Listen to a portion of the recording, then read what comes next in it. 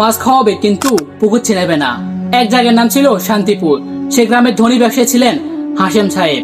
মানুষের কাছে তিনি দানশীল হিসেবে পরিচিত ছিলেন। গ্রামের কেউ অভাব পড়লে তিনি চাল দিতেন, কাপড় দিতেন, টাকা দিতেন।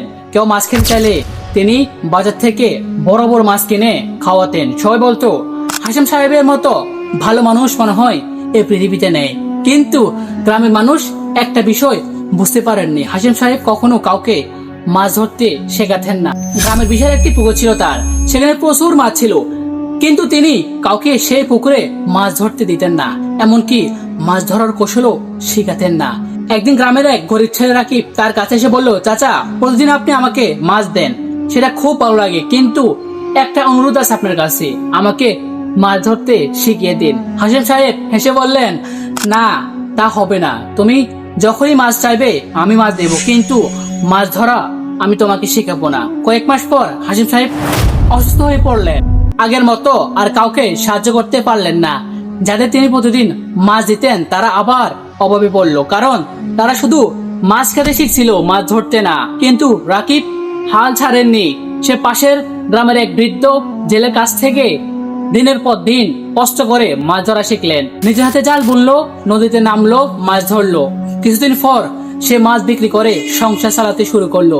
এরপর নিজের গ্রামের আরো অনেকজনকে বেকারত্ব দূর করে মাছ ধরা শিখেলো এবং ভিন্ন কাজও শিখেলো।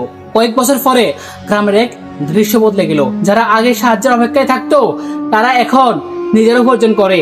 তাদের ঘরে ঘরে খাবার আছে, সন্তানের পড়াশোনা হচ্ছে, কারো কাছে হাত পাততে হচ্ছে না। একদিন বৃদ্ধ হাশেম সাহেব রফিককে ডেকে বললেন, বাবা, আমি সারা জীবন মানুষকে মাছ খাইয়েছি, কিন্তু তুমি মানুষকে মাছ ধরতে শিখিয়েছ। আজ বুঝতে পেরেছি আমার দান মানুষকে বাঁচিয়েছে, ঠিক আছে, কিন্তু তোমার শিক্ষা মানুষকে স্বাবলম্বী করছে।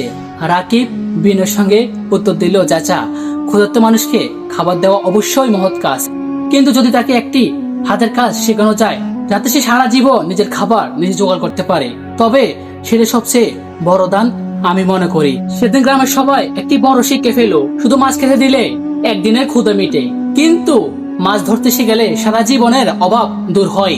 যে মানুষ অন্যকে সব সময় নিজের উপর নির্ভরশীল করে রাখে সে প্রকৃত উপকার করে না। প্রকৃত উপকার হলো মানুষকে এমন জ্ঞান, দক্ষতা ও সাহস দেওয়া যাতে সে নিজের পায়ে দাঁড়াতে পারে। সাময়িক সাহায্য দরকার হতে পারে, কিন্তু স্থায়ী সমাধান আসে শিক্ষা, দক্ষতা এবং আত্মনির্ভরতার মাধ্যমে।